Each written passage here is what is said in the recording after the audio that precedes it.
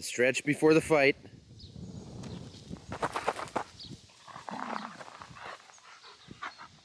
No, not this morning. I can't even get you wound up this morning, huh? Well, fine, I'll pet you then.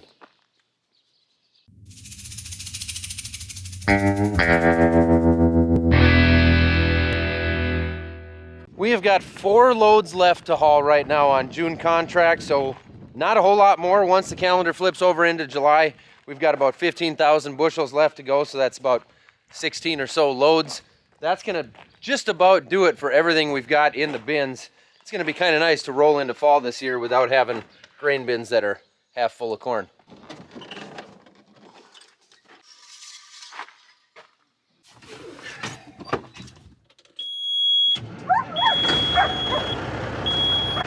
That dog barks at everything whenever I start something up. Now she's over it. Here comes a band of misfits.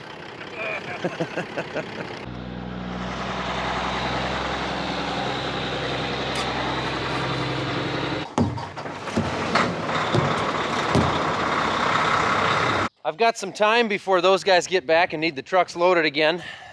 So I got a couple things to kill that time with. Number one, the driveway, the new crushed concrete on the driveway is getting a little washboardy. So I'm gonna smoothen that out and then take this box blade off and hopefully put on the bat wing. You again, huh?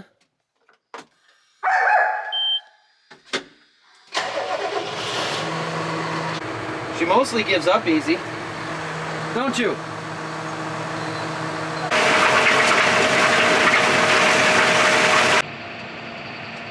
This stuff's been packed in by a couple hundred truckloads of corn now, combined with the fact that we've had almost no rain since we put it on the driveway.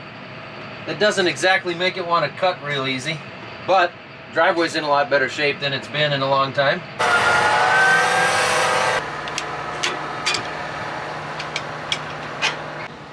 Pretty sure I hear an empty truck that just rolled in.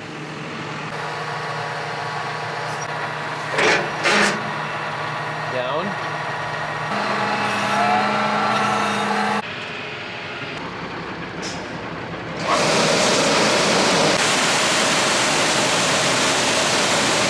We are awfully low on corn, as I mentioned, so we are actually running the power sweep in this bin right here.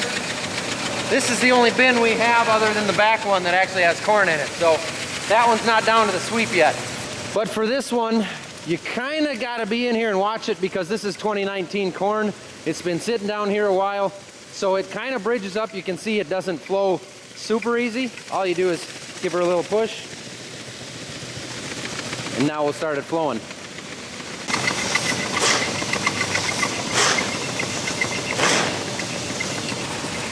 If you clean up the outside edges here as you go, makes it an awful lot easier when the sweep comes back around to catch up to it and clean up the rest of the floor.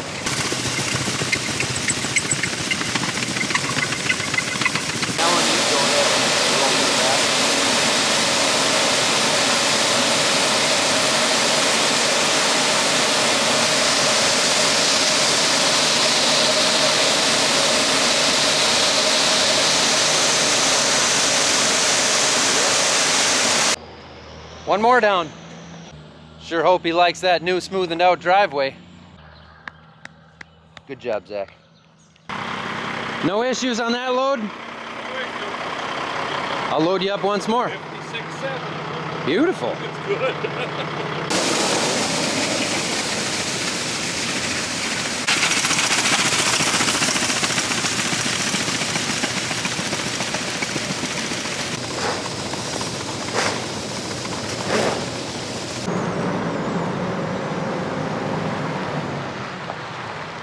That should do it according to my math. Our contracts should be full now once that gets delivered. So, I don't know, I guess we take a few months off now and just wait to harvest.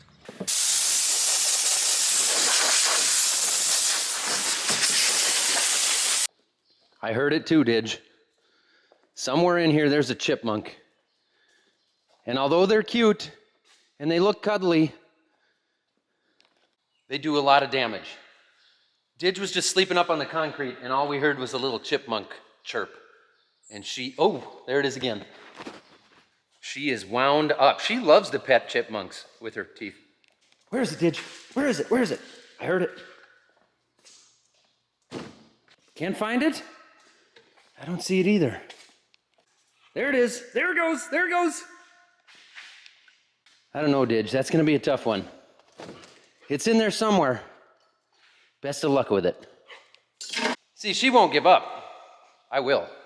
Now, if I remember right, I believe the hitch on that bat wing mower we've got, it's got kind of a goofy swivel to it that helps it pivot around ditches and stuff. But I think I got to take the hammer strap off the 6175 to make that work. So I'll look at it here. Yeah, see, it's got this really nice pivoting hitch. And I got to remember how to properly hook it up too. Maybe I'll go back a ways in the Millennial Farmer's YouTube channel to see how he hooked it up last year. Strap off, get the clevis style hitch out of here because the hitch on that's got a real good swivel to it. So I'm just going to pull the strap off. And then I got to flip the PTO around because that's got 1,000 RPM PTO. That guy is so educational.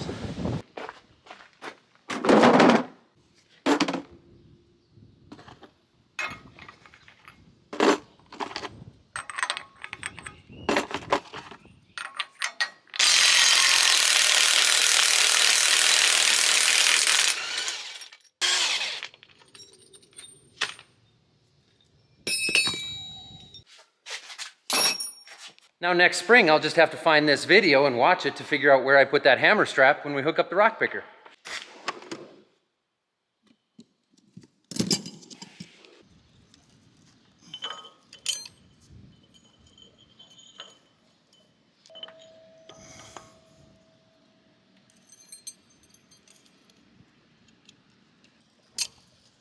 We'll get there.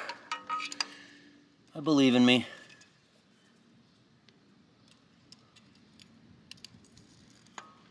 There we go.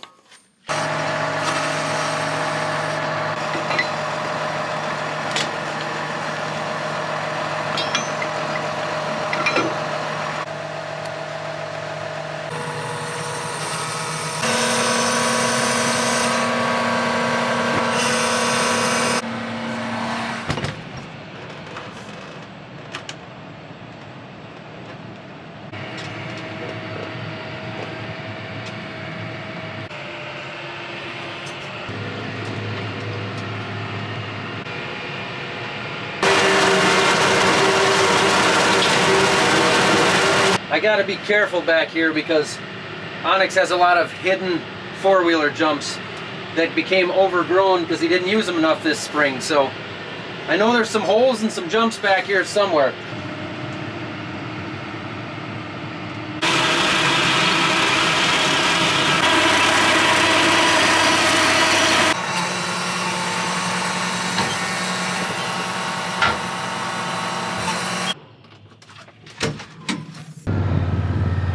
I thought it sounded awfully quiet down here, so let's see what kind of trouble these kids are getting into. I'm trying to pick up the race car weights. You're trying to do what? Pick up the race car weights. Oh yeah, the ones that were underneath there where I mowed? Yeah. Yeah, you can take them back to the shed? Yeah. Okay, good idea. They're just pretty heavy. We're trying to get it into the bucket. Oh, okay. Well, good teamwork. Can you help? Can I help? Yeah. Well, Onyx put him there. I think he should have to pick him up and bring him back. Are you terrorizing the track down here? Don't lose your water bottles.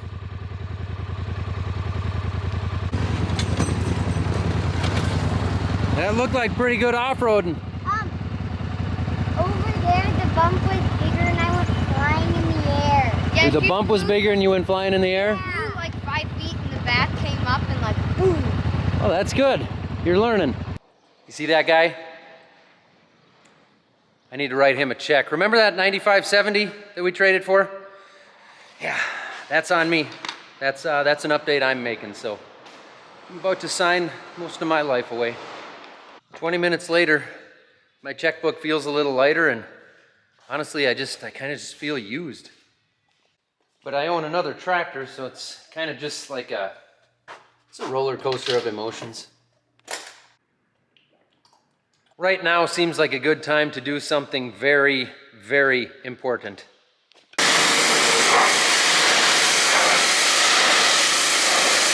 Well, the most important job of the day is finished, so that's good. Let's go do a crop tour because I realize I haven't given you guys really an update on where we're at with things. I'm gonna stop in and see if Isla wants to come with us. It's dry. You painted it blue and it's already dry? And you didn't make a mess? It was right here. Maybe a little bit of a mess. Oh, that's not much of a mess.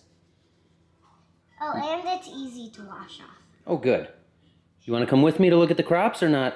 No. No? You gonna make me go all alone? Wait, take a picture of it so I can see it. Okay, I'll take pictures for you. Oh, and once you're done, come right back in here. Okay. Let's drive up to here and show me. Okay. Isla didn't want to come with, so I guess it's just us. As you can see, the corn actually looks really good.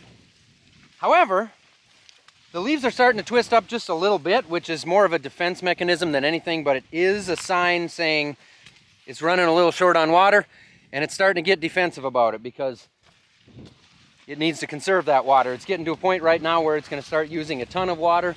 We are way ahead of normal on heat units, which means we would have some really good corn if we could get some rain here real soon, but we need it soon. I don't know if we've hurt any yield yet by not having enough rain, but real soon here, it's gonna be not good. There's a lot of ugly stands in our area of uneven corn, and what it's from mostly is from planting into such dry dirt in the spring and then not getting any rain on top of it. Our stand looks pretty decent, but we did plant quite deep, and honestly I think that exact emerged planter made a big difference. It helped make things a lot more consistent.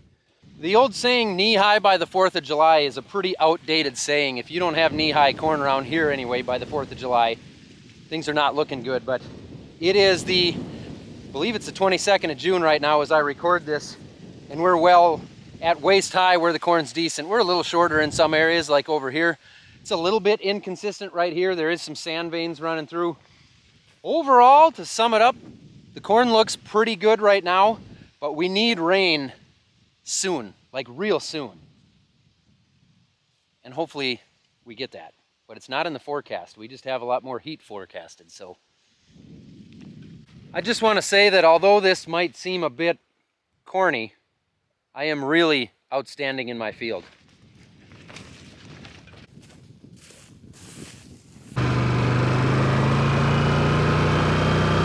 Soybeans. To sum it up, dumb it down, I would say kind of the same deal as the corn, but I'd even say the soybeans look right now better than the corn does. But there again, they are going to need rain.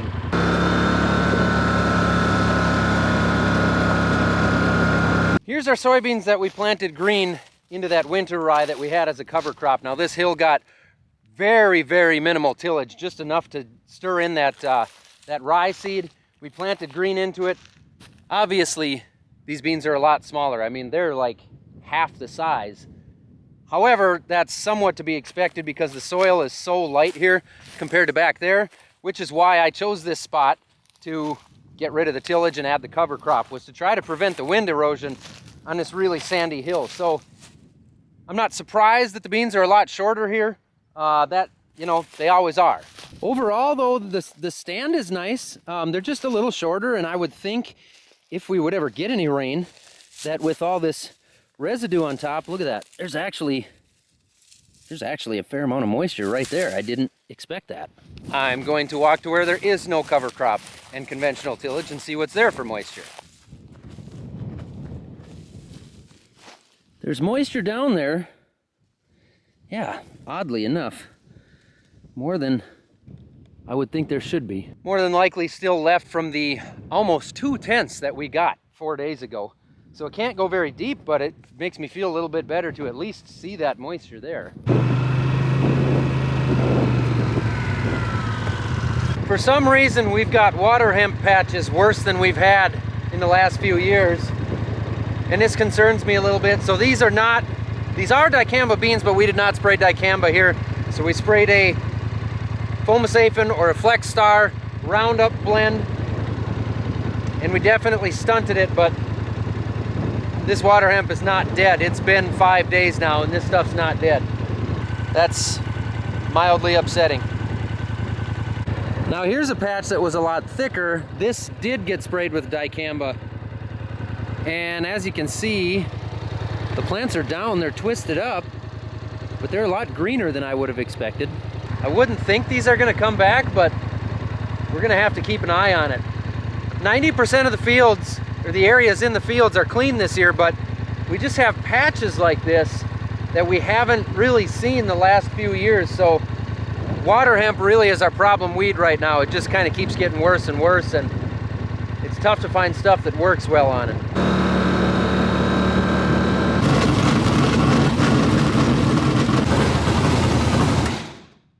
Are we where we want to be?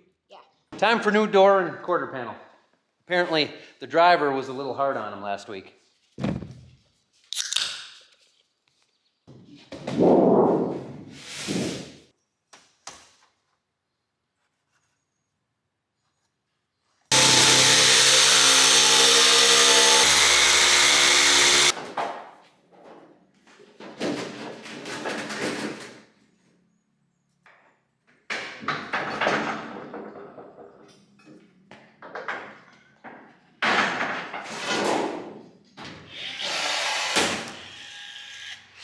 Well, other than a little bit of trimming here, the quarter panel is about ready, but it sounds like Becky's got burgers on the grill.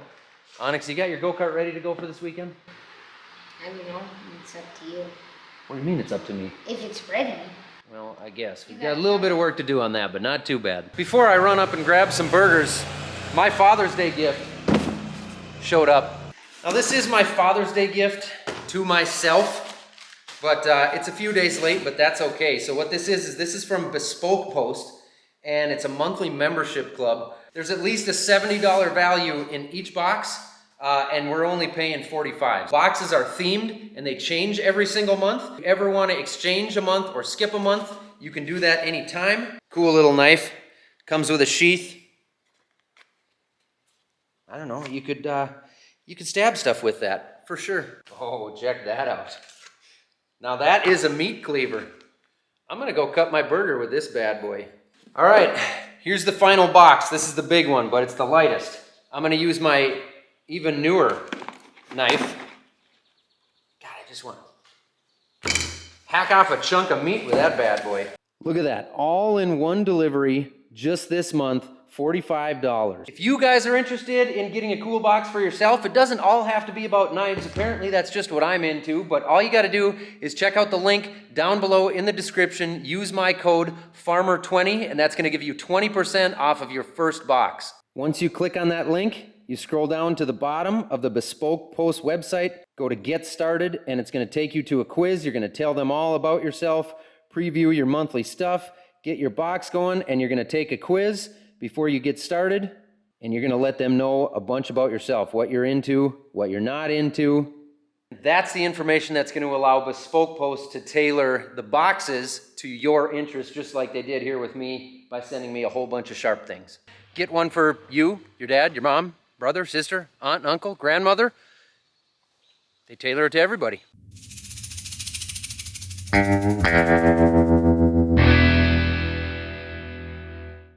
What is it that you cats smell up here that suddenly has you interested? Oh yeah.